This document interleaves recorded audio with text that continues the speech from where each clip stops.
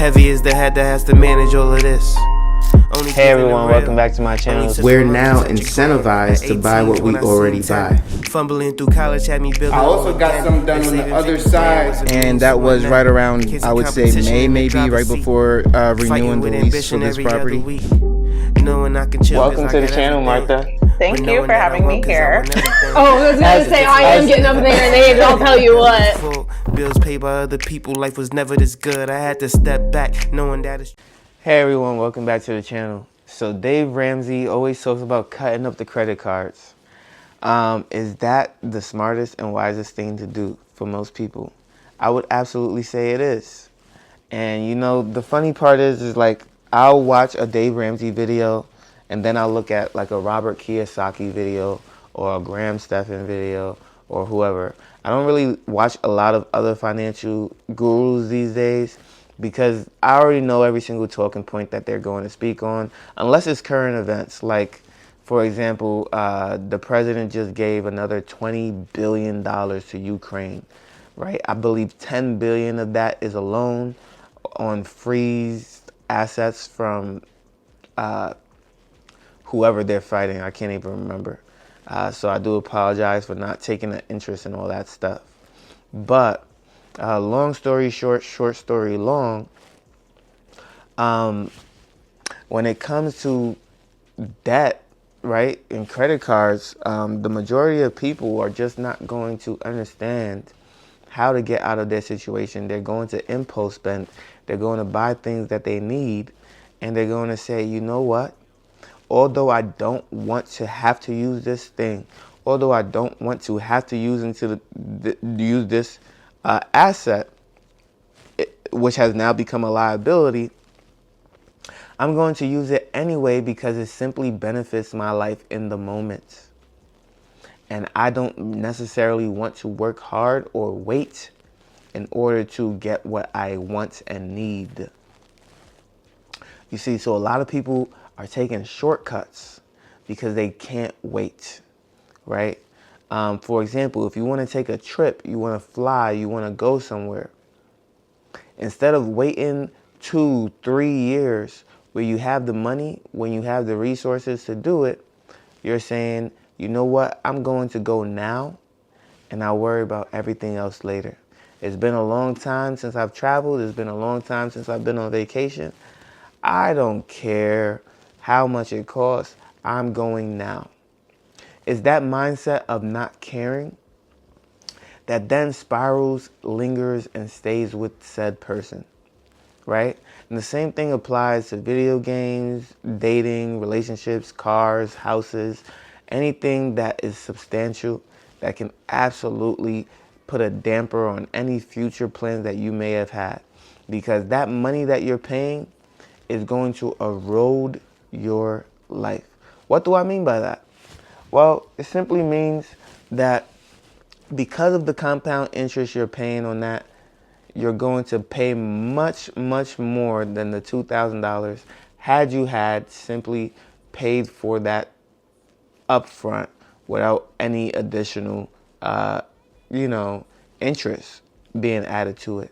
So, for example, I've never had to pay interest on anything outside of a mortgage or a car loan, and I've never really needed to finance or lease a car, so I do it for convenience, to be honest with you. And we can get into that another day. I've spoken on that previously. As a finance guy, you'll understand once you get into that realm for tax purposes and things of that nature.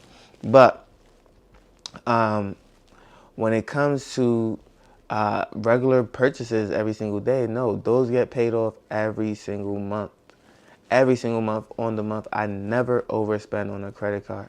And the reason for that is I don't want to spend $2,500 on an item that costs $2,000. Right? I just don't want to do that. It doesn't make sense to do that. I will not do that.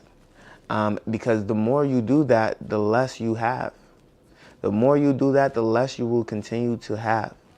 No matter how much money I have, I will still negotiate. I will still go ahead and pay full price for something right away so that I am not stuck with a bill that I should not be paying. I should not be paying interest on a TV. I should not be paying interest on a couch. I should not be paying interest on some sneakers or some food that I had at McDonald's. I should not be paying interest on that double Big Mac, right? Pay your bills on time. I should not be paying interest for some Starbucks coffee. That's what every financial guru likes to use. I guess it's a popular term. Starbucks coffee is apparently the reason why everybody is broke, and some guac from Chipotle. That is not the reason you're broke. $5 is not the reason you're broke. And yes, if you save $5 every single day instead of going to Starbucks and eating coffee, you would have $100 a month, I think. Let's do some math real quick. Let me take a look and see. $5 times 30. Not every month is 30 days, but we're at $150. $5 times 28, because that's the February. You're at $140. So yeah, you would have over $100 a month. What could you do with $140? Maybe pay off some debt. If you just put $5 in the envelope every single day, you would pay off some debt. Now, everybody would be like, we don't get paid daily, we get paid weekly, or we get paid bi-weekly. All right, so take $70 out, put it towards something. Take $70 out the next month, put it towards something. You know what's so funny? Is that $140, although I always put more in my savings account, that is automatic. That is literally the number that's automatic that goes into my high interest savings account every single month. $140. Leaves my account just like that. Same thing with my investment account, $100. Just leaves my account every single month. Same thing with my mortgages. I believe roughly almost like $450 leaves my account every single month in additional principal.